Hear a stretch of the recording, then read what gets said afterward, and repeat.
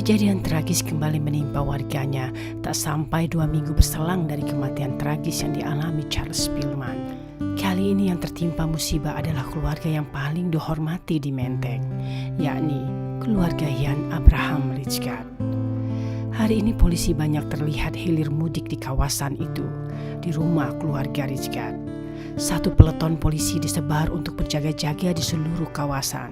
Satu regu di antaranya berjaga-jaga di sekitar rumah Ibrahim Richgard. Keadaannya membuat suasana Menteng menjadi sangat mencekam. Lebih mencekam kalau Charles Spillman meninggal dulu. Belum genap 2 minggu sejak kematian Charles, sekarang warga Menteng dikejutkan lagi dengan peristiwa yang terjadi di rumah kediaman keluarga Richgard. Belum diketahui apa yang sesungguhnya terjadi, namun dari status yang banyak terdengar di sana, rumah keluarga Richgard kemasukan rampok. Para warga Menteng pun mengerumun berdesak-desakan di sekitar rumah kediaman Richgard, menunggui berita yang akan dilansir polisi tentang apa yang sebenarnya terjadi di dalam rumah sana. Sampai sekarang polisi masih tutup mulut. Beberapa menit yang lewat, 2 orang penghuni rumah besar yang lagi ramai itu, yakni Bram dan Kirani, baru saja tiba di rumah kediamannya. Mereka berdua datang beriringan bersama 2 orang polisi yang memang ditugaskan menjemput kedua anak beranak ini di tempatnya beraktivitas tadi. Bram di kantornya dan Kirani di sekolahnya. Belum diketahui oleh mereka berdua kejadian yang sesungguhnya terjadi di dalam rumahnya sana. Polisi masih merahasiakan kepada mereka hal tragis yang terjadi di dalam rumah. Tetapi suara jerit tangis para bedinde yang terdengar sayup telah membuat mereka merinding dan berpikiran buruk.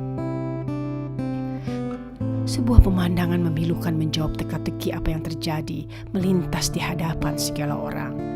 Tubuh Kirana yang diselimut kain putih ditandu masuk ke dalam mobil ambulans. Tandu itu dibawa oleh 4 orang polisi dan pula Hans yang berjalan mengiringi di sampingnya. Tak tertampak sama sekali Bram maupun Kirani yang barusan masuk ke dalam mendampingi Kirana. Ketidakadaan mereka berdua kembali menjadi tanda tanya para warga. Ada apa gerangan yang masih terjadi di dalam sana? Dan beberapa warga nekat menerobos blokade polisi. Hingga kemudian terlihatlah oleh mereka Ibrahim Richgard dan anaknya Kirani Richgard sedang tertunduk dengan muka basah menunduki sebuah jasad yang terselubung kain batik di atas sebuah dipan yang sengaja ditaruh di tengah rumah. Belum mereka tahu jasad siapa yang sedang ditangisi dengan pilu oleh kedua beranak itu, namun dapatlah mereka menebaknya. Ya, itu adalah jasad Hilalia. Sungguh tak dinyana oleh Bram maupun Kirani, hanya bertemu dengan jasad istri dan ibunya saja. Baru 5 jam saja tak bersua, dan bukanlah mereka meninggalkan Hilalia dalam keadaan sakit, namun sangat sehatlah adanya. Pulang ke rumah kembali. Mengapa mereka harus menyaksikan orang yang dikasih dan dicinta sudah menjadi kaku tak bergerak? Sebenarnya kurang dari 2 minggu ke depan, perkawinan Kirana dan Hans akan dilangsungkan. Kesibukan persiapannya pun telah dimulai jauh-jauh hari sebelumnya. Namun mengapa hari ini harus terhenti dengan peristiwa serupa ini? Teganian si perampok dan pula si pembunuh merenggut kebahagiaan ini. Hari ini saja Bram meninggalkan istrinya di rumah. Sejak persiapan perkawinan gencar mereka lakukan. Hampir setiap hari Bram dan Hilalia selalu bersama keluar rumah menyambangi banyak kerabat guna mengundang mereka. Berdasarkan kebiasaan yang berlaku pada keluarga besar, tak elok dan tak sopan apabila ada hajat besar, para kerabat hanya diberitahukan dan diundang dengan selembar kertas undangan. Mestilah mereka harus didatangi langsung ke rumah masing-masing. Jika tak berlaku seperti itu, alamat mereka mengambek dan tak akan datang serta pula akan menjadi gunjingan dan umpatan. Karena banyak kerabat, terutama dari kalangan keluarga Hilalia, Tuan dan Nyonya Richgard memang harus menyediakan waktu khusus setiap harinya. Membutuh waktu 2 minggu untuk menyelesaikan acara undang-mengundang yang sangat merepotkan namun membahagiakan itu. Hari ini Hilalia hendak rehat sebentar karena dirasanya badannya sedikit pegal-pegal.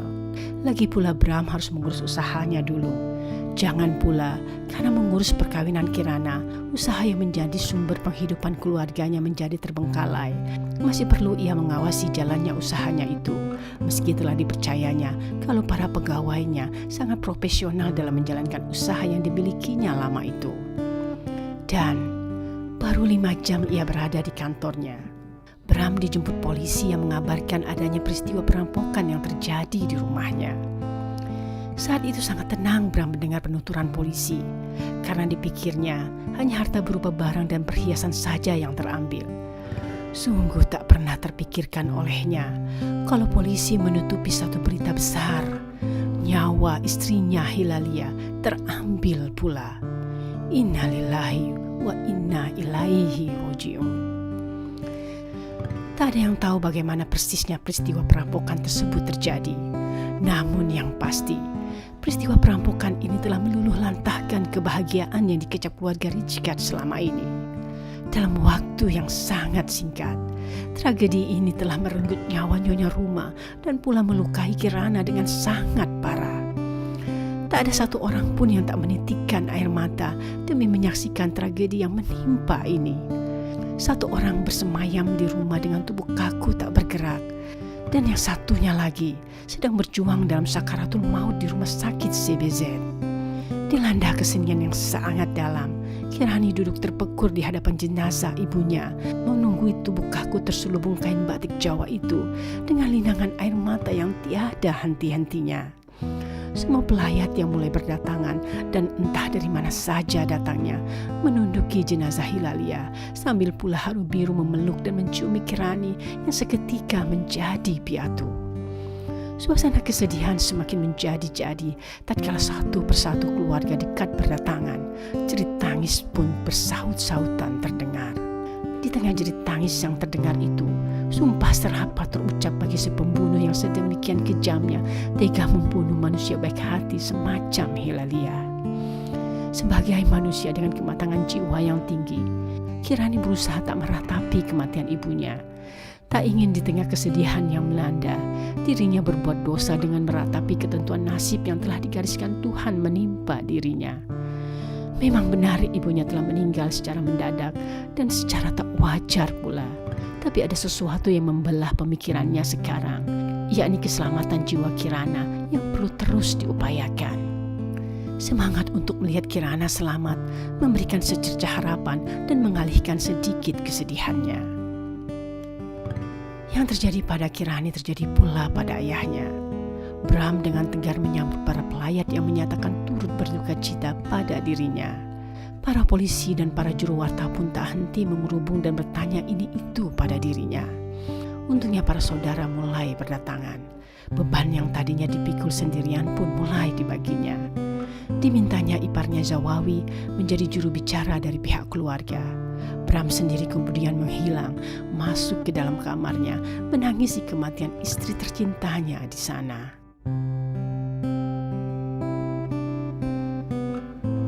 Tertelungkup ia di atas pembaringan yang biasa ia tiduri bersama Hilalia, guna meredam suara isak yang terdengar.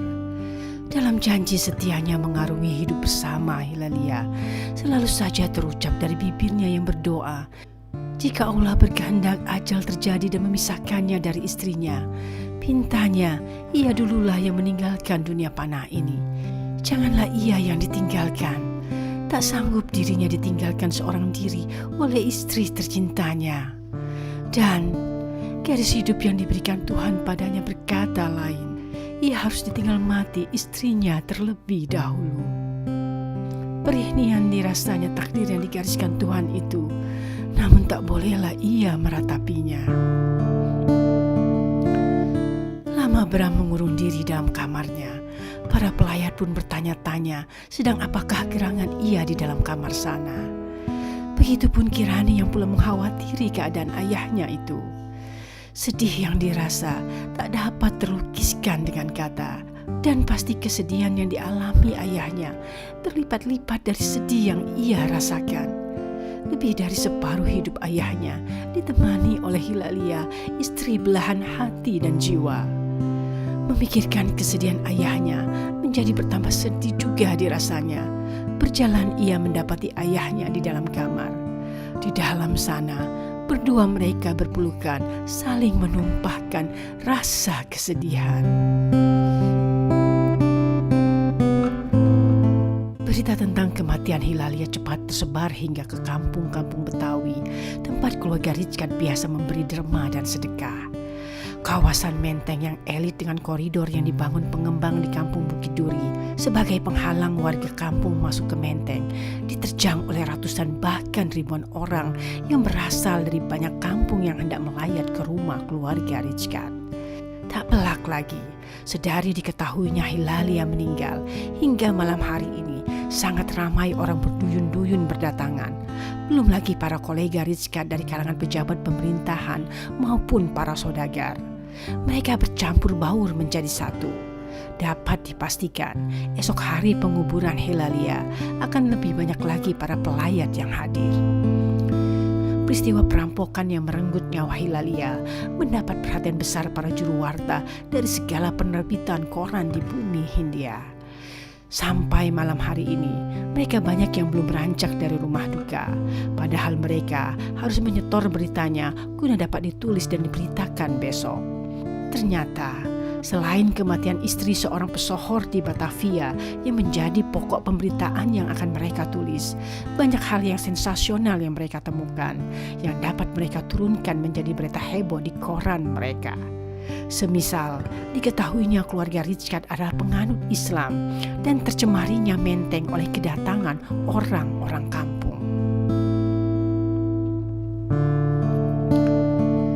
Dalam urusan kehidupan keagamaan yang dianut oleh keluarga Rizkat, sebenarnya tidak pernah mereka menutup-nutupinya.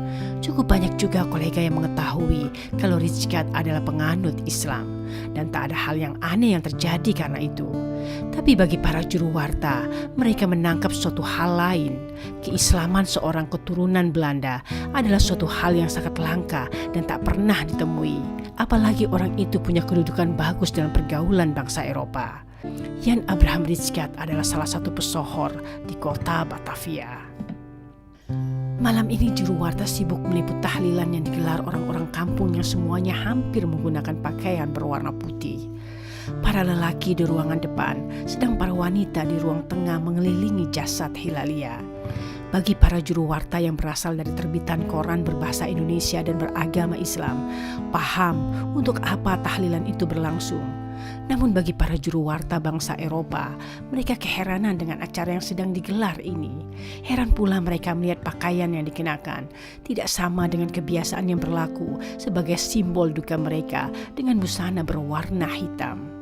Setelah mereka bertanya, barulah mereka mengerti kalau dalam Islam, agama yang dianut keluarga Rizkat lebih dianjurkan menggunakan pakaian berwarna putih bila berada dalam kedukaan. Acara tahlilan yang berlangsung penuh kehikmatan itu tidak dihadiri oleh Bram. Bersama beberapa saudaranya, ia pergi ke rumah sakit CBZ menjenguk dan menunggui Kirana. Di rumah sakit ini, dengan setia Hans juga menunggui Kirana guna mengetahui perkembangan kesehatan tunangannya itu. Sampai saat ini, kondisi Kirana sama sekali belum ada perubahan, masih kritis. Belum ada perubahan dari siang ditemukan dalam keadaan tak sadarkan diri hingga sekarang tetap tak sadarkan diri. Hans dan dokter lain mendiagnosa ada sesuatu yang membentur keras kepalanya dan menghantam batang otaknya. Tinggal tunggu keajaiban Tuhan saja untuk Kirana dapat sadar kembali. Keadaan Kirana yang serupa itu membuat Bram seperti tak mampu berdiri lagi. Apa yang akan ia katakan pada Kirani yang pasti akan menanyakan keadaan Kirana ketika ia pulang nanti. Dipenuhi pemikiran yang banyak dan dicampur rasa sedih yang mendalam karena kehilangan istrinya, akhirnya Bram jatuh pingsan. Untung adiknya Maria beserta suaminya sigap menopang tubuhnya. Pagi-pagi benar penguburan Hilalia mulai dipersiapkan. Rencananya jenazah Hilalia akan dibawa ke pemakaman milik keluarga Rizkat pas jam 7 pagi. Meski pagi benar, sudah ramai rumah duka diampuhi para pelayat yang hendak menghantar Hilalia ke peristirahatannya terakhir. Selain keluarga, sebagian kecil dari mereka bahkan tak ada yang pulang dari semalam, menginap menunggui jenazah. Di antara yang menginap itu ada Syam, Tomo, Hussein, Prawira dan Poltak yang juga ikut berjaga-jaga sedari malam tadi. Selepas sholat subuh, jenazah Hilalia dimandikan dan kemudian dibungkus dengan kain kafan. Setelah itu disolatkan dan diberangkatkan menuju pemakaman. Jarak antara rumah duka dengan tempat pemakaman cukup jauh juga, sehingga sepanjang jalan yang menjadi rute perjalanan iring-iringan jenazah telah banyak disesaki orang. Iring-iringan bendi yang mengiring kereta jenazah dan banyaknya pengantar dari orang-orang kampung yang berlari-lari agar tak tertinggal dari rombongan menjadi tontonan sepanjang jalan yang dilalui iring-iringan itu. Dari perwartaan mulut ke mulut dan pula pewartaan seluruh penerbitan koran hari ini, semua tahu siapa yang hendak dihantarkan ke haribaan Tuhan itu. Mereka menundukkan kepala sembari berdoa dengan hati pilu, mengingat kematian yang merenggut seorang baik budi secara tragis. Kepatuhan keluarga Rizka terhadap agama yang dianutnya telah menjadikan mereka bercepat menguburkan Hilalia. Tidak ada upacara yang berpanjang-panjang kata. Ajaran Islam mensunahkan menyegerakan penguburan mayat. Setiba di pemakaman, keranda mayat langsung diletakkan berjajar dengan liang lahat. Jenazah Hilalia yang terbungkus kain kafan pun langsung dikeluarkan dari dalam keranda, diangkat oleh saudara lelaki Hilalia. Setelah itu, langsung pula jasad Hilalia diturunkan ke liang lahat, disambut oleh Bram serta dua orang saudara lelaki Hilalia lainnya, Zawawi dan Azizuddin. Secara perlahan dan serentak, Bram, Zawawi dan Azizuddin meletakkan jasad Hilalia dengan posisi miring di atas kasur tanah merah dengan muka menghadap kiblat. Zawawi membuka tali ikatan di atas pocong Hilalia. Dielusnya dengan lembut muka pucat adiknya. Baru kemudian ia menciumkan hidung Hilalia dengan tanah sebagai menjalankan aturan syariat dalam penyelenggaraan jenazah. Saat itu, buliran air di pelupuk matanya hendak terkeluar. Bercepat Zawawi menyekanya. Dan Hilalia telah kembali ke dalam pelukan bumi. Manusia berasal dari tanah dan akan kembali menjadi tanah pula. Kematian Hilalia telah membukakan mata hati betapa tak berjaraknya antara kesenangan dan kesedihan itu. Tiba-tiba manusia memperoleh kesenangan dan tiba-tiba pula manusia ditimpa kesedihan dan kesengsaraan. Tidak ada yang tahu kapan kematian itu akan datang, karena ajal memang tak pernah memilih kepada yang sudah tua atau yang masih muda, kepada yang sehat atau yang sakit. Kebanyakan dari manusia melupakan akan datangnya kematian. Mereka lupa kalau ajal selalu mengintai dimanapun mereka berada. Siapa yang menyangka Hilalia yang belumlah tua dan juga selalu sehat adanya harus menghadap Sang Pencipta Allahu Rabbi begitu cepatnya dan begitu mendadaknya, meninggalkan segala yang dicintai dan mencintainya. Hilalia pergi di saat kebahagiaan sedang menggelayuti seluruh jiwa raganya. Tak pernah ada yang menyangka pun Hilalia bahwa kontrak hidupnya di dunia panah ini tidak akan sampai pada peristiwa pernikahan putrinya Kirana. Sesungguhnya jika semua manusia berakal sadar akan ketentuan pasti Allah berupa kematian yang tiada diketahui waktunya, niscaya mereka tak akan lagi melakukan kerusakan, tidak terlena oleh ramainya dunia, tidak terlena oleh manisnya syahwat, tidak silau oleh gemerlapnya harta. Segala kehendak dan perbuatan akan selalu diluruskan kepada Allah semata. Dan semoga Hilalia termasuk orang yang meluruskan hati dan jiwanya hanya kepada Allah saja. Di depan gundukan tanah merah, di mana di dalamnya bersemayam Hilalia Rizkat binti Hasan, Bram duduk terpekur dengan muka basah air mata. Sampai disinilah akhir hidup manusia yang begitu dicintainya. Takkan lagi ia mendengar desas canda dan manja Hilalia, dan takkan pernah lagi ia melihat rona cantik istrinya. Semua kebahagiaan begitu cepat terenggut karena peristiwa yang belum terang baginya mengapa sampai terjadi. Akan halnya Kirani, tak hendak ia mendekat ke liang lahat. Sungguh tak sanggup ia bila harus melihat ibunya dimasukkan ke liang lahat dan kemudian ditimbun oleh tanah. Baru setelah Zawawi selesai memimpin doa dan semua orang pun berangsur-angsur menjauh dari liang lahat, Kirani bersama Oma, Uwak dan tante-tantenya mendekat pada kubur Hilalia.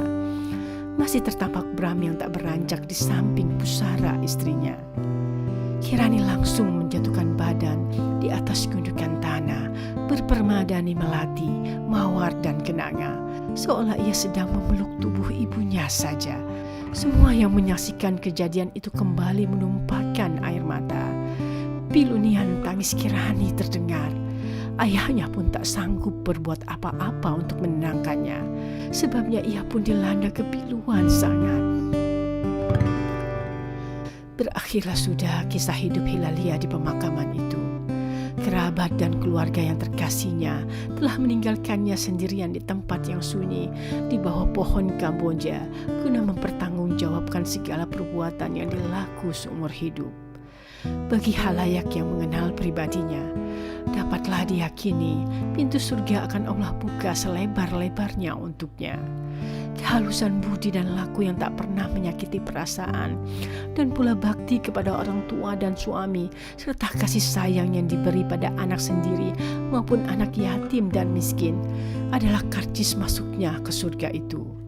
Memanglah itu baru perhitungan manusia, tapi Allah tak pernah tidur. Dia Maha Pemurah.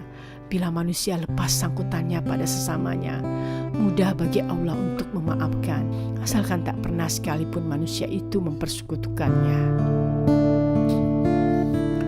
Satu persoalan selesai di perkuburan itu. Tinggallah lagi mengurus yang masih hidup, yang sekarang sedang berjuang mempertahankan hidupnya. Bram, Kirani, dan beberapa anggota keluarga lainnya berfokus diri kepada keselamatan jiwa Kirana. Hati masing-masing mereka berdegup tak teratur, takut kejadian buruk serupa kematian yang barusan mereka hadapi berulang dan menimpa keluarga mereka lagi. Mereka takut sekali jika Kirana pergi menyusul ibunya. Menyaksikan keadaan Kirana yang tetap tak sadarkan diri menambahi rasa takut itu. Segala kemampuan yang dapat dikerahkan bagi kesembuhan Kirana telah dilakukan. Dokter terbaik dan obat-obatan terbaik serta termahal. Namun bila Tuhan belum berkehendak, manusia hanya bisa pasrah, berdoa menunggu keajaiban datang. Begitulah Hans melihat dari kacamata seorang dokternya. Memang tak ada lagi yang dapat dilakukan selain menunggu datangnya keajaiban itu. Kita berdoa saja agar keadaannya bisa membaik. Kalimat itu saja yang mampu diucap Hans demi menjawab pertanyaan Bram akan kondisi Kirana yang sebenarnya. Apa ada upaya medis yang bisa dilakukan untuk mengembalikan kesadarannya? Ayo Hans, berapapun biayanya, saya akan mengeluarkannya. Lakukanlah Hans, selamatkan nyawa Kirana. Maaf Om. Tertunduk Hans menjawab permintaan calon mertuanya. Benar, tak ada yang dapat diperbuat selain hanya doa dan menunggu adanya keajaiban Tuhan bagi kesembuhan Kirana.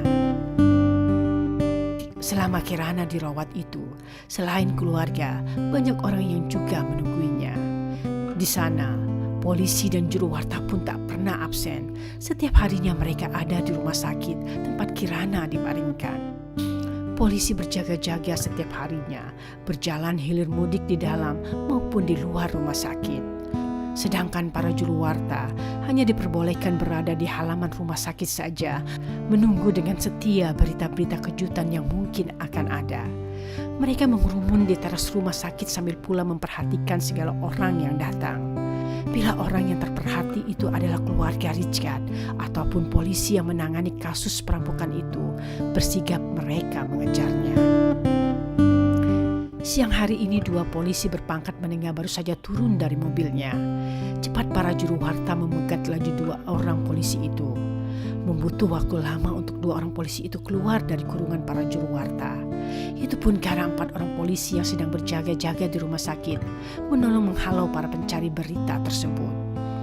Dua orang polisi yang datang barusan bermaksud menyambangi Bram, membicarakan sesuatu hal serius mengenai peristiwa perampokan yang terjadi itu. Sekaligus pula menyerahkan rekaman hasil medis tentang penyebab kematian Hilalia dan penyebab terlukanya Kirana. Dari situ Bram tahu kalau Hilalia istrinya bukanlah meninggal karena dibunuh, melainkan karena serangan jantung yang menyerangnya secara mendadak. Memar yang tertampak di dahi Hilalia hanyalah memar biasa dan adanya mungkin karena istrinya itu jatuh tertelungkup saat mendapat serangan jantung tersebut. Sedangkan yang terjadi pada Kirana belum ada kesimpulan yang pasti tentang penyebabnya. Dari pemeriksaan yang dilakukan, terdapat banyak tulang patah dan kesimpulan sementara diambil adalah Kirana terjatuh dari tangga. Mendengar cerita dua orang polisi dan juga membaca rekaman medis yang ditunjukkan, membuat Bram menjadi keheranan. Jika istrinya meninggal karena sakit dan Kirana tak sadarkan diri sebab terjatuh dari tangga, lantas dari mana informasi yang menyebutkan adanya peristiwa perampokan di rumahnya? Pertanyaan itulah yang membuat Bram bingung setengah mati. Dua orang polisi yang mendengar pertanyaan Bram pun bingung untuk menjawabnya, sebab itu yang sedang jadi fokus penyelidikan sekarang. Belum terang informasi adanya perampokan itu bagi polisi. Hanya satu saja saksi yang melihat adanya orang yang menggunakan kain penutup kepala keluar dari rumah Richard sesaat sebelum peristiwa itu diketahui umum. Apa yang dibawa oleh orang berpenutup kepala itu tak dapat dijelaskan oleh saksi itu. Sedang dari identifikasi terhadap barang-barang berharga yang ada di rumah, tak satu pun yang dikira hilang, sehingga perkaranya memang membingungkan. Walaupun perkara ini sangat membingungkan polisi, dengan hati-hati dan telaten, mereka berusaha menyingkap kasus ini, tanpa pula harus diminta terlebih dahulu. Sebabnya bisa ditebak, kasus ini telah menjadi berita yang menghebohkan, tidak saja di Batavia, namun di seluruh bumi Hindia. Tambahan lagi, karena seorang Ibrahim Rizkat yang tertimpa perkara ini.